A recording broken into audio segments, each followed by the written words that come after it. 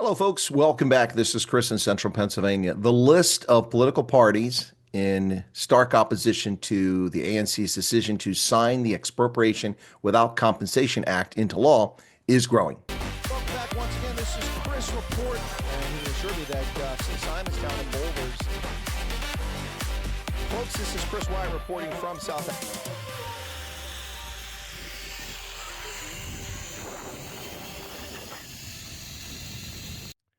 Those that are scared to tell him, I'm here to tell him that you will never treat me like that. I'm not desperate to be the Minister of Sports, Arts, and Culture. You can remove me tomorrow. Gayton McKenzie, leader of the Patriotic Alliance, came out swinging over the weekend in response to Cyril Ramaphosa signing legalized theft of property into law with the Expropriation Without Compensation Act.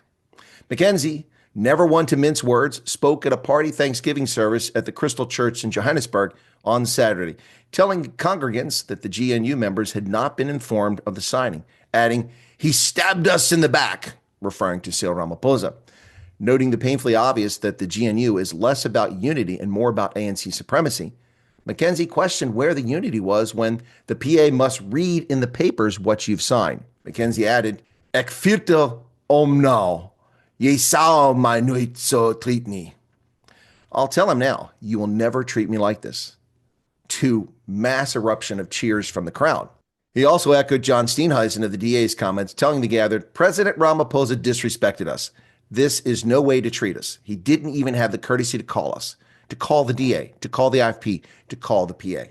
McKenzie said that the PA supports expropriation, only not just yet, as at the moment it would destroy the economy of the country. So Gayton, when will it be okay to steal other folks' land? He said he was against expropriation without compensation. He says that not all white people stole land, but bought it. Well, that's almost correct. Which of South Africa's landowners, who are black, white, or brown, stole the land upon which they reside?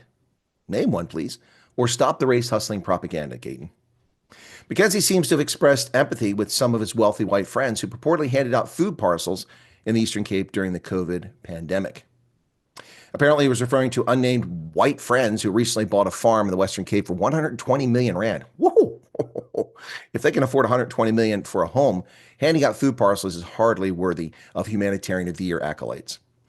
Countless white South Africans of modest means did the exact same thing with no fanfare during COVID, receiving only harassment from SAPS and the ANC. At the same time, McKenzie said he understood the pain of forced removals and people's land being taken away. Now, let us hold hands and move forward. Well, you can start by dropping the stolen land narrative. Will one day live in a nation where they will not be judged by the color of their skin, but by the content of their character. Like so many South Africans, McKenzie demonstrates his lack of objectivity and ignorance of history. The National Party took land from all groups under apartheid, even whites. The Bantustans did not organically organize themselves into Bophuthatswana or Ciskei or the Transkei. Land was bought or taken from groups and amalgamated. Now, true, the brutality of District 6 is not the same as removing farmers from Northwest Province and giving them land in KwaZulu-Natal. But then again, contrary to the political myth about District 6, it was hardly an exclusively colored area. That's what we've been led to believe. Others, including whites, were also evicted from District 6. He said he wanted to keep the land until the Khoisan leaders are recognized. Keep it how exactly? In the hands of current owners? Under government control? So what happens when the ANC recognizes the Khoisan? Is that when you endorsed expropriation? Well, he said that expropriation should only take place once the Khoisan leaders are fully recognized under the law. And there we have it. So why then, and not now? And for that matter, why ever take people's land?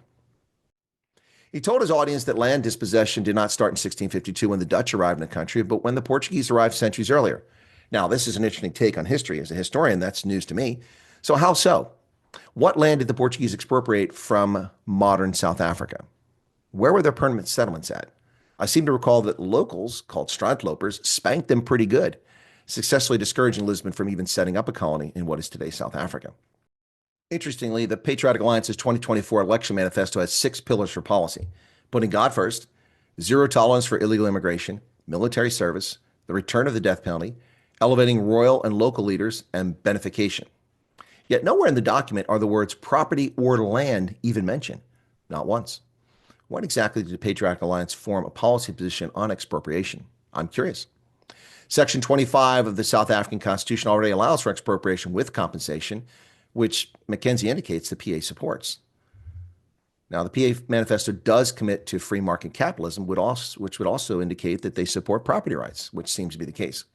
So where does this leave things as far as repealing expropriation without compensation? Well, with the Patriotic Alliance's stance, as mentioned on the weekend by Gayton McKenzie, opposed to expropriation without compensation at the moment. This means that the Freedom Front Plus Section 80 effort should now have 128 of the 132 parliamentary seats that it needs to take the issue immediately to the Constitutional Court for review. McKenzie's Patriotic Alliance won 330,425 votes in the 2024 national election, 40% more than the 30-year-old Freedom Front Plus. That worked out to 2% of the popular vote for 5 parliamentary seats. They gained another 4 seats in the regional ballot and then entered into the government of national unity with 9 seats. Now, I should note that it's very strange that only the Daily Maverick seems to have carried McKenzie's comments. News 24, IOL, Times Live either have broken search engines or simply did not bother to cover this newsworthy topic. Why? It's not as if the expropriation without compensation signing isn't the biggest news in South Africa. So where do we go from here? If Gayton McKenzie aligns with the Section 80 and all the parties I've mentioned do so, they're just 4 seats short of getting this before the Constitutional Court. That must be accomplished in the first 30 days after the president signed it. That date was 23 January. We're now 4 days past it. The clock is ticking to get this done. Otherwise, it has to go to the courts, which will take years to get to the Constitutional Court. So what say you, South Africa? Is Gayton McKenzie on track? And what's this thing about, some white people bought land? All white people bought land. Name one person, black, white, or brown, who stole land that owns it today. Please. Blaming people for the actions of their forefathers, that's just asinine. It's also a very Eurocentric position where the Europeans put you in a caste system and leave you there for centuries. What say you, South Africa? Cheers.